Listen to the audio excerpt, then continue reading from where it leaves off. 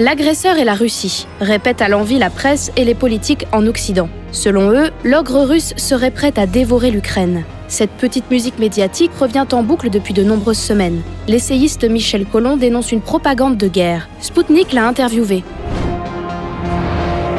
Quand on veut comprendre tout ce psychodrame entre États-Unis, Europe, Ukraine, Russie, oui, il faut se référer à ce que j'ai appelé les 5 principes de la propagande de guerre qui permettent à chaque citoyen de décrypter une situation de conflit et de comprendre comment on embobine, comment on le manipule.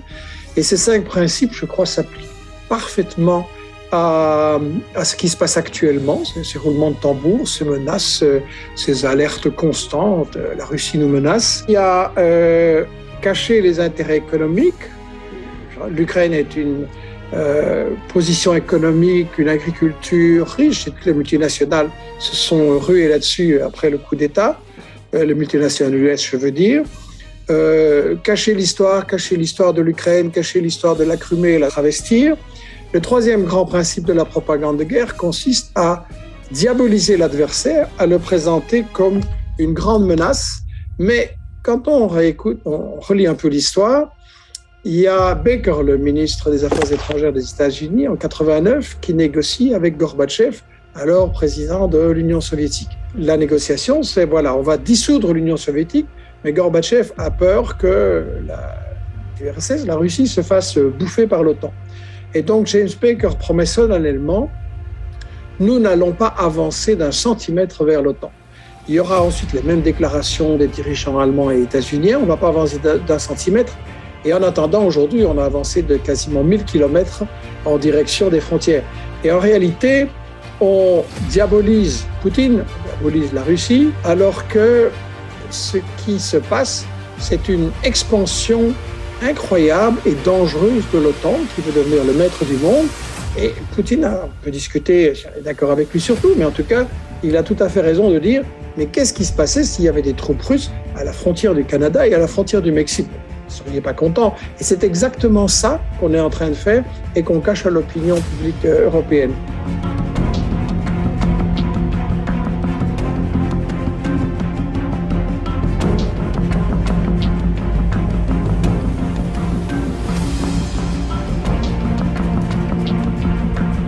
Mais lui, il l'a dit, évidemment, parce qu'il n'est plus aux affaires, il est retraité, donc il est cynique, et cacher l'histoire. Et dans le livre de Brzezinski lui-même, on trouve ceci: il faut que les États-Unis, pour continuer à contrôler l'Europe et l'Eurasie, imposent un axe, je cite, la collaboration franco-germano-polono-ukrainienne. Ça doit devenir la colonne vertébrale stratégique de l'Europe vers 2010. Il donne même la date au moment à laquelle les choses doivent se passer. Et il y a une petite carte que je vous montre ici, où il indique à quel point, justement, cet axe Paris, Berlin, Varsovie, Kiev doit être l'axe qui permet aux États-Unis de contrôler l'Europe. Et je dirais que le vrai problème derrière tout ce théâtre, c'est d'empêcher l'Europe, tout simplement, de faire du commerce avec la Russie et au-delà avec la Chine, parce que la Chine est aussi concernée dans cette question. Le partenaire économique normal, et aussi pour l'énergie, pour les ressources de l'économie, vous regardez une carte géographique, vous dites c'est la Russie. Et ça, c'est un problème pour les États-Unis, pour continuer à maintenir leur domination sur l'Europe, pour continuer à maintenir la Russie dans une position de faiblesse et l'empêcher de redevenir une grande puissance, c'est d'empêcher de briser cette alliance Europe-Russie. Et tous les événements qui sont mis en avant doivent être analysés à la lumière de ces principes de la propagande de guerre-là.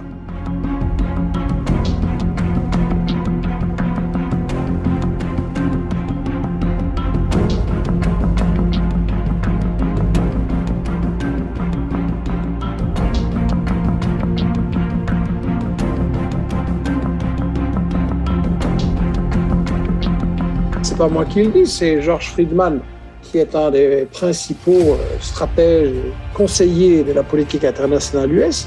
Et il a dit, oui, à Kiev, c'était notre coup d'État, malgré tout ce que disent les médias. Et ce genre de choses que je viens de dire ne se retrouve pas dans les médias occidentaux, on ne peut pas en débattre. Les livres, les miens et d'autres qui en parlent, sont totalement censurés.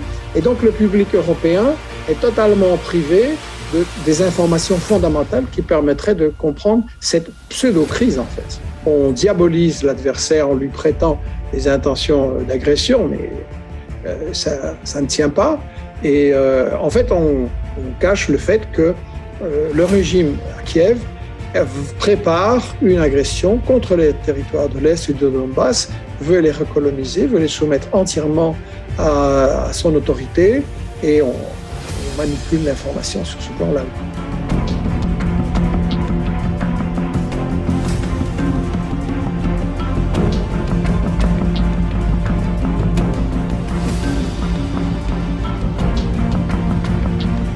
Je rappelle que l'OTAN, qui était une alliance défensive, qui était soi-disant, c'est ce qu'on racontait toujours dans ma jeunesse, qui était là pour nous défendre des méchants Russes qui allaient nous envahir, mais quand l'Union soviétique n'existe plus, l'OTAN devrait disparaître, mais pas du tout. L'OTAN se renforce, elle gaspille un argent qui serait extrêmement nécessaire dans la lutte contre le Covid, pour l'éducation, pour l'emploi des jeunes. Elle gaspille ça, et je rappelle que l'OTAN, depuis, a mené une guerre en Europe contre la Yougoslavie, une guerre en Afrique contre la Libye, une guerre en Asie contre l'Afghanistan, et des manœuvres navales au large du Venezuela. Donc, on ne peut pas parler d'une alliance défensive, mais clairement d'un très dangereux gendarme qui est en fait, dont la fonction est d'imposer les intérêts des multinationales US pour garder le monde sous leur domination.